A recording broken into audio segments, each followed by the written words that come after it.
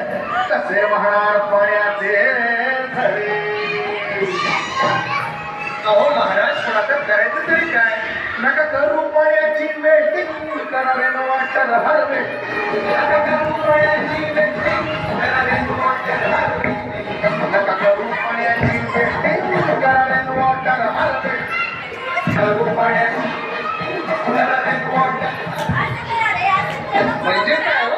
पावसाच्या पाण्याची करा साठवण, नदी जोड प्रकल्पाची करा पाटाखण. बंद करा पाण्याचे राजकारण, अंध्या पिका संरक्षण.